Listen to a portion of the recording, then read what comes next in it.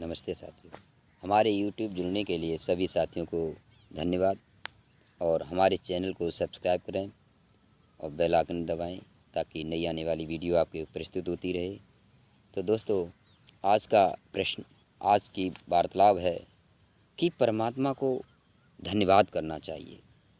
और हम समझते हैं सभी लोगों को परमात्मा का धन्यवाद करना चाहिए। क्यों करना चाहिए, ये आपके सामने बताने वाला हूँ।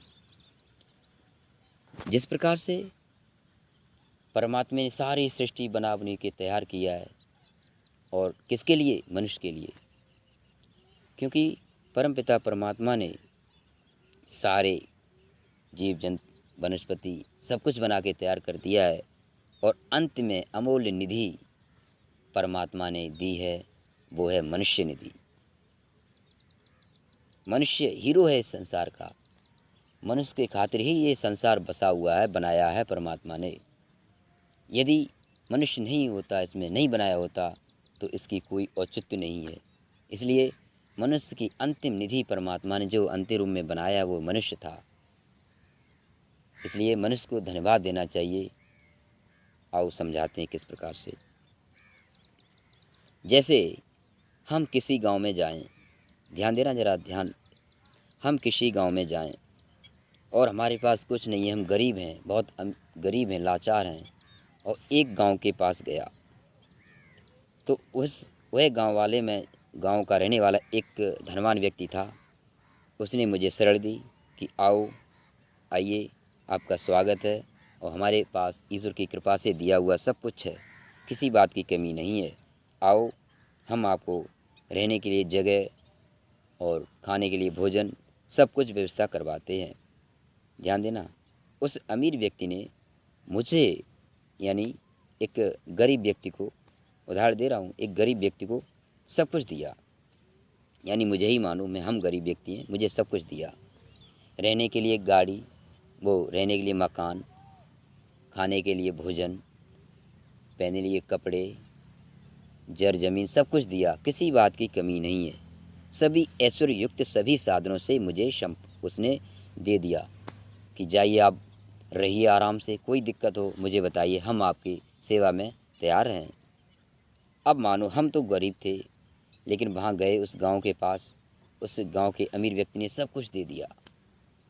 ध्यान देना, सब कुछ मुझे दे दिया और हम आराम से रहने लगे, क्योंकि सब कुछ दिया, काम करने की ज़रूरत ही नहीं। जब चाहा तब उनसे कहकर हर चीज़ मंगवा ली, कोई ज़रूरत नहीं, आराम से रहने लगा। अब रहते रहते 15-20 साल हो जाएं, हमारा पूरा परिवार भी रहने लगा, साथ साथ 15-20 साल हो जाएं, और खर्चे भी बढ़ जाते, फिर भी वह बराबर देता है कि आप रहिए आराम से, तसल्ली से, कोई दिक्कत वाली बात नहीं है, आप रहिए।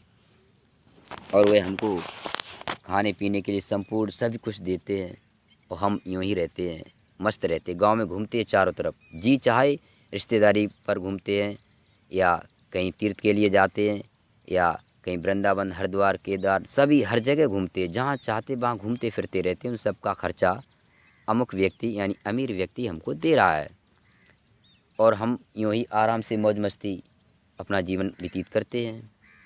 करने के उपरांत फिर हम क्या करते हैं कि उसी गांव के रहने वाले लोग हमको उकसाते हैं उसके प्रति, जिसने मुझे सब कुछ दिया है, धन दौलत, मकान, बंगला, गाड़ी, शादी भी हमारी करा दी है। अब गांव का व्यक्ति सोच रहा है ये तो आराम से पड़ा पड़ा खा रहा है, इसे कुछ करने की आवश्यकता नहीं पड़ती है, और ना ही ये कोई काम करता है, मुझे लूटता है। उससे घृणा हुई, थोड़ा हमारे प्रति एक उससे समस्या महसूस बड़ी मालूम पड़ी। कह रही ये तो आराम से खाता है, मेहनत करते, हम फिर भी इतना नहीं कर पा रहे हैं। तो उसने मुझे उकसाया और कहा, अरे ध्यान देना जरा, काफ़ी साल हो गई हैं, हमारी उम्र उस समय अब समझो 65 साल की हो गई, हमारे नाती भी हो गए हैं। तो हमको भी उकसाया और हमारे नाती लड़कों को भी उसके प्रति उकसाया कि अरे उसे क्या, वो तो बहुत ज़्यादा मक्कार है, या ये है, वो तो बहुत चालाकी करता है, 420 रुपये कमाता है और तुमको देता है, तुमको पाप पड़ेगा इसका खाते, जे वो बहुत सारी बातें करते हैं, वह गलत कमाई से और तुमको दे रहा है, ऐसे बात उकसाते, वो अच्छा नहीं है, इसको मानो ये बहुत बढ़िया है, ये भी तुमको कह रहे हमारे और आ जाओ, हम ये देंगे वो देंगे, इतना उकसाता है कि उसके प्रति द्वेष भावना जागृत कर देता है गांव वाले लोग। और हम भी तैयार हो गए, हमारे लड़के भी तैयार हो गए उसके प्रति कि चलो हम देखते हैं, अब नहीं रहेंगे। या मन में उसके प्रति बहुत ही समस्या या उसके विरुद्ध हो गए। जो ज़रा ध्यान देना, जिसने सब कुछ दिया है और रह रहे हैं, उसके प्रति हम ही विरोध करने लगे। अब विचार करो, विरोध करने लगे। ध्यान देना, सुनना अच्छी तरह ध्यान देकर। सब कुछ दे रहे हैं हम, कम से कम वहाँ 60-70 साल, 50-60 साल से वहाँ रह रहे हैं, और हम उसके विरुद्ध में खड़े हो गए। अब विरुद्ध में खड़े हो गए तो अब उसने ये बात सुना कि जो हमारे पास रह रहा है, उसके नाती नते बच्चे सब कुछ हमारे पास रह रहे हैं, वह मेरे विरोध में खड़ा हो रहा है या विरोध करता है। तो ध्यान देना ज़रा, उसके मन में क्या भावना होगी? क्या यह होगी कि वह सही कर रहा है या वह दुखी होगा? क्योंकि उसने इतना बड़ा समूह बना लिया है कि आधे से ज़्यादा उसके प्रति हो गई। अब वो बचे कम से कम 20% और 80% उसके प्रति हो गए। जो बैठे बैठे खा रहा था, सब उसी के पक्ष में हो गए, वह भी उसी के पक्ष में हो गया 80% के पक्ष में। और जो अमीर व्यक्ति था उसके पक्ष में 20% रहा, तो 80 इधर हो गए। अब वह सोच रहा है कि मैंने इसे सब कुछ दिया, कोई कमी नहीं रखी हर कार्य करने के लिए, अब ये मेरे प्रति खड़ा हो गया, तो उसे अवश्य दुख होगा या नहीं? बताओ ज़रा, सोचो। होगा, अवश्य होगा, क्योंकि वह सोचेगा मैंने सब कुछ दिया, ऐसे किस बात की कमी रखी, और फिर भी हमारे प्रति इतनी द्वेष भावना उगल रहा है, इतना विरोध जता रहा है, तो उसको दुख होगा।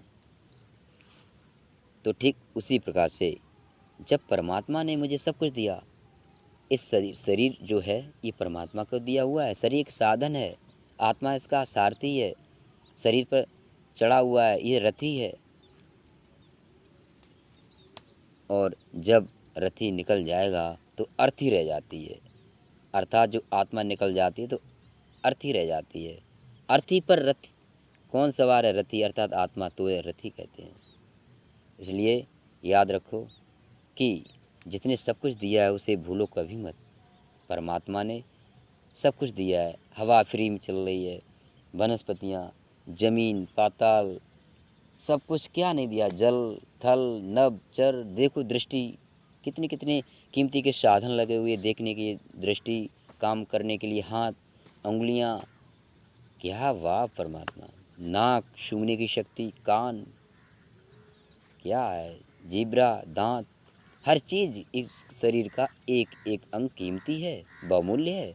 किसने दिया? परमात्मा ने दिया। अब सब कुछ परमात्मा ने दिया है, उसके अलावा खाने के लिए व्यवस्था दी है। सेब, संतरा, कितने बड़े बढ़िया पकवान, अंगूर, बादाम, हर चीज़ खाने की व्यवस्था दी है परमात्मा ने। और फिर भी मनुष्य जो खाने वाले योग्य चीज़ है वो नहीं खाता है, और वो खाता है जो उसे नहीं खाना चाहिए। तो इसका दंड क्या परमात्मा छोड़ देगा? अवश्य देगा, क्योंकि परमात्मा के मुख्य 5 कार्य हैं, उनमें से कर्मों के अनुसार जो जैसा करता है वैसा ही फल भोगता है। ये उसका सुनिश्चित है, परमात्मा के अधीन है, बचोगे नहीं उस व्यवस्था से।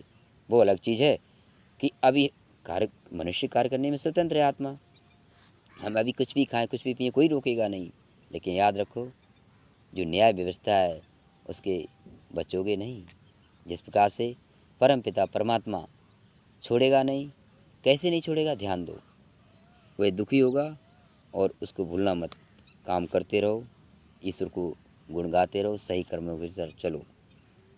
जिस प्रकार से हम उदाहरण दे रहे हैं कि ध्यान से सुनना, संविधान है, संविधान में लिखा है, हमने पढ़ा नहीं, न कोई पढ़ाता है, नहीं इसकी नौकरी चल रही है कि पढ़ो, ज़रूरी पढ़ाई ये भी नहीं चाहिए, हमारी इच्छा है उससे पढ़ें या न पढ़ें।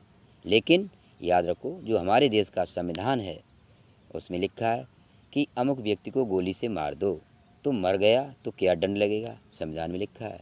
उसकी एक टांग तोड़ दो, उसकी टांग टूटे पर हमको क्या दंड लगेगा, क्या सज़ा होगी, यह भी लिखा है। किसी की दोनों पैर ही काट दो, क्या दंड है, उसकी भी सज़ा मिलेगी। किसी को गाली दो, उसका क्या दंड है, वह भी सज़ा मिलेगी। और किसी को अपमान ही कर दो, वेद में लिख, वो क्या नाम, संविधान में लिखा है, उसका भी दंड मिलेगा। अब हम कहें अरे मैंने तो संविधान के बारे में जानते ही नहीं, मैंने न पढ़ा न जानते, तो मुझे दंड किस बात का? कोई ये कहने लगे, अनजान व्यक्ति किसी को थप्पड़ मार दे, उसने केस कर दिया, अदालत में पहुंच जाए और जज के सामने कहे जैसे कहे कि इसे ये सज़ा मिलेगी और वह आदमी कहे अरे जज साहब मैंने तो थप्पड़ मार दिया, मुझे ये थोड़ी पता था थप्पड़ मारने का ये दंड लगेगा, मुझे तो कुछ पता ही नहीं। तो क्या वह जज साहब छोड़ देंगे उसे? बताओ ज़रा, कदापि नहीं छोड़ेंगे। उसे संविधान के तहत उसे दंड मिलेगा, वह बच नहीं सकता है। जब हमारे मनुष्य के द्वारा हुआ दंड जो बनाते उस पर मनुष्य नहीं बच सकता है, तो याद रखो परम पिता परमात्मा की बनाई हुई व्यवस्था में न तो लेश मात्र देरी होगी और न ज़्यादा कम होगा। फिक्स न्याय मिलता है, जो जैसा करता है उसे वैसा ही मिलता है। आप जानो उस व्यवस्था को या न जानो वो आप पे निर्भर है, लेकिन याद रखो निर्भर तो नहीं है। परमात्मा ने हमको 5 काम दिए हैं, पहले उत्पन्न किया है, फिर खाने के लिए व्यवस्थाएं की हुई हैं। खाओ अच्छा, जो वेद में लिखा है क्या खाना चाहिए क्या नहीं खाना चाहिए, क्या कार्य करना चाहिए क्या नहीं करना चाहिए, ये सारी व्यवस्था परमात्मा ने उसमें बताया है वेद में। तीसरा और चौथा, यदि हम बताए हुए के मार्ग से नहीं चलते हैं, वेद के मार्ग पर बताए हुए नहीं चलते हैं, उसके प्रति यदि हम विरोध में कार्य करते हैं तो उसका दंड मिलेगा। ये चौथी व्यवस्था परमात्मा के कार्य कि मनुष्य के कार्य के अनुसार उसे फल की व्यवस्था देना यानी न्याय करना। यदि हम वेदों के अनुरूप चलेंगे तो हमें लाभ ही लाभ होगा, और वेदों के विरुद्ध चलेंगे तो इसका परिणाम दुख होगा, दंड मिलेगा, बच नहीं पाएंगे। और अंतिम कार्य है परमात्मा का संहार करना, नष्ट करना। तो बाद में नष्ट तो सभी होते हैं, प्रलय तो सबके सामने आती है। तो इस प्रकार से हम कह रहे थे कि मनुष्य का धन्यवाद, परमात्मा का धन्यवाद जरूर करना चाहिए, क्योंकि परमात्मा ने ये सारा जहाँ सब कुछ, और वो भी खास तौर पे जिस जन्मभूमि पर हम बैठे हैं भारत देश में, सबसे प्रथम उत्पत्ति यहीं तो हुई है, भारत में तिब्बत नाम की जगह पर। इसलिए इस बात को मत भूलो, परमात्मा को शाम और सुबह जरूर संध्या उपासना करो, जरूर नाम धरो। सुबह उठकर करो हे परमपिता परमात्मा हमारा रात अच्छी हुई, आने वाला समय भी अच्छा हो, हमारा दिन भी अच्छा कटे, और कट भी जाए तो शाम को कहो हे परमपिता परमात्मा आपका बहुत बहुत धन्यवाद है कि हमारा दिन अच्छा कटा, अच्छी तरह से कट गया, और हम आशा करते हैं, प्रार्थना करते हैं हे परमपिता परमात्मा हमारे आने वाली शाम रात भी अच्छी कटे, ऐसे भावना करते हैं। और परमात्मा के प्रति संवेदना व्यक्त करते हुए अपनी जो दिन भर के क्रियाकलापों पर ध्यान चिंतन मंथन करेंगे। कहीं हमारे द्वारा कोई ऐसा तो कार्य नहीं हुआ जो मनुष्यों को दुख होवे, यदि ऐसा हुआ है तो ऐसे अगले दिन न होवे, ऐसे परमपिता परमात्मा से प्रार्थना करते हैं ताकि आने वाली गलतियों से बचे रहेंगे। इसलिए चिंतन मंथन जरूर किया करो। जिस व्यक्ति ने जिस चिंतन मंथन करके जो जीवन को आगे बनाया है वो निश्चित रूप से विद्वान और सही और अच्छे मनुष्य बने हैं। इसके लिए ध्यान रखना चाहिए इन बातों को, इसलिए परमात्मा का अवश्य धन्यवाद करना चाहिए। इति के साथ इति ओम शम नमस्ते।